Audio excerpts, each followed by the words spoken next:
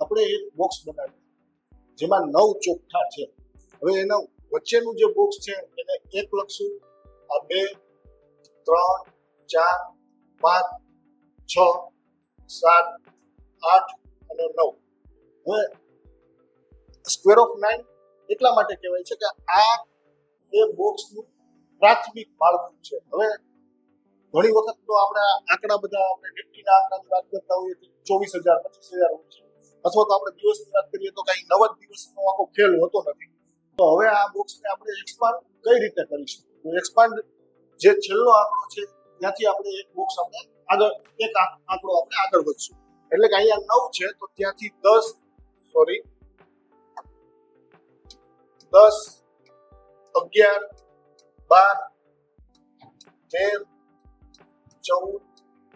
15 16 17 18 19 20 21 22 23 24 અને 25.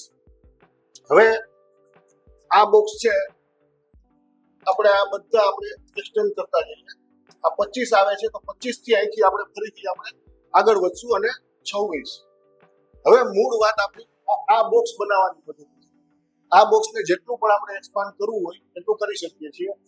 સામાન્ય રીતે આપણને દોરીને આ રીતે બોક્સ કરવું ખૂબ જ અઘરું પડે છે, કારણ કે 24-25,000 કે લાખ સુધીના આંકડા હોય તો એને આપણે આવી રીતે દોરીને કેવી રીતે પહોંચી શકીએ.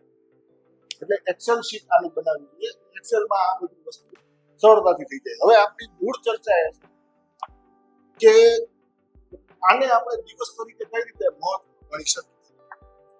તો કોઈ પણ એક દાખલા તરીકે ચાર્ટની આપણે વાત કરીએ કે આ રીતે ચાર્ટ છે. હવે ચાર્ટમાં આ એક બોટમ બનેલો છે અને આ એક ટોપ બનેલો છે. તો આ બે વચ્ચે એટલે કે આ દિવસ અને આ દિવસ વચ્ચે કેટલા દિવસ લાગેલા? સપોઝ દાખલા તરીકે કે આ પોઈન્ટ અને આ પોઈન્ટ વચ્ચે માર્કેટને પહોંચતા 8 દિવસ લાગેલા છે. તો આપણે આમાં બોક્સમાં એ જોશું કે 8 ક્યાં છે. તો આ 8 છે. હવે આ 8 પછી કયા આંકડાઓ મહત્વના રહેશે? તો ઓર્ડિનલ બોક્સના ઓર્ડિનલ અને ઓર્ડિનલ આંકડાઓ છે જે ક્રોસ ઉપર આવે એ આંકડાઓ આપણા માટે ઇમ્પોર્ટન્ટ રહેશે. એટલે કે 8 દિવસ પછી 9 દિવસ સૌથી વધુ, એટલે કે 9 દિવસનો આ પોઈન્ટ આવશે. પછી ત્યાંથી આપણને 9 દિવસ છે એ ખૂબ જ ઇમ્પોર્ટન્ટ રહેશે. એટલે કે એ જે તારીખ આવતી હશે એ તારીખ આપણા માટે મહત્વની રહેશે. માની લો કે એ 9મી તારીખે માર્કેટમાં કોઈ એવું મેજર રિએક્શન નથી આવતું, તો 9 પછી સીધો આવશે 3 દિવસ. 9 પછી આવશે 10, 11, 12 ને 13મો દિવસ. એટલે કે આ આપણે 9 દિવસ ગણી લીધા, પ્લસ બીજા 4 દિવસ થશે, એટલે કે 13 દિવસ. હવે આ 13મા દિવસે માર્કેટ જે રેન્જ બનશે એને જે બાજુ માર્કેટ એને તોડશે એ રેન્જ આપણે એ બાજુનો ટ્રેન્ડ બજારમાં ચાલશે એવું ધારીએ છીએ. 13 દિવસ પછી બજારમાં હવે ક્યારે પ્રેશર ડે બને છે, જેને આપણે જે માઇનોર પ્રેશર ડે ની વાત કરતા હોઈએ છીએ કે આપણે જ્યારે આપણે શેર બજારની અનુમાનો બાંધતા હોઈએ છીએ ત્યારે આપણે માઇનોર પ્રેશર ડે તરીકે આની જ ચર્ચા કરીએ છીએ. 13 દિવસ પછી જો બજાર રિએક્શન નથી આપતું તો બજાર 17મા દિવસે રિએક્શન આપશે. આવું WD ગેનની આ ટાઈમ સાયકલની અને પ્રાઇસ સાયકલની થિયરીમાં ધારણા છે.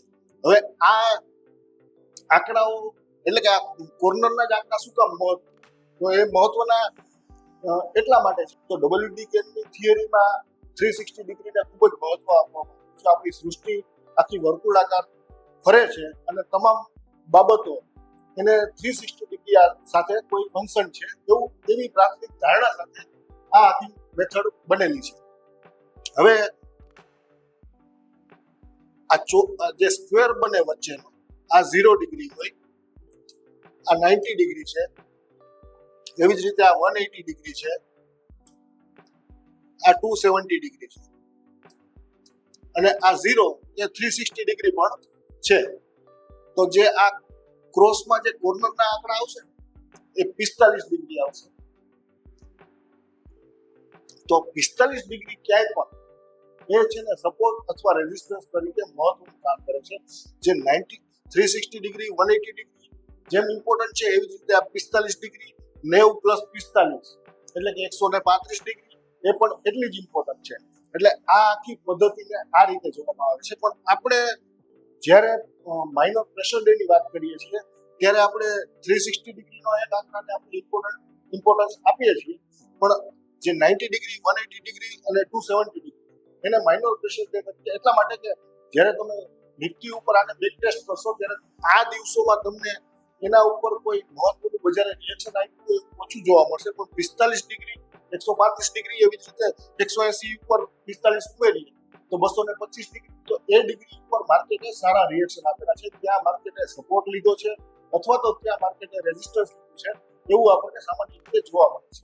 એટલે આ દિવસો હવે જ્યારે પ્રાઇસની વાત કરીએ ત્યારે સપોર્ટ અને રેઝિસ્ટન્સની વાત આવે છે, પણ જ્યારે માર્કેટમાં આપણે ટાઈમને કન્સિડર કરતા હોઈએ તો આ દિવસને આપણે પ્રેશર ડે તરીકે જોશું. અને એ દિવસે માર્કેટ જે કોઈ પણ ટ્રેડિંગ રેન્જ બનાવશે એ ટ્રેડિંગ રેન્જ ઉપર આપણે માર્કેટ કઈ બાજુ આગળની દિશા પકડે છે એ મુજબ આપણે આગળના ટ્રેડના પ્લાન કરીશું.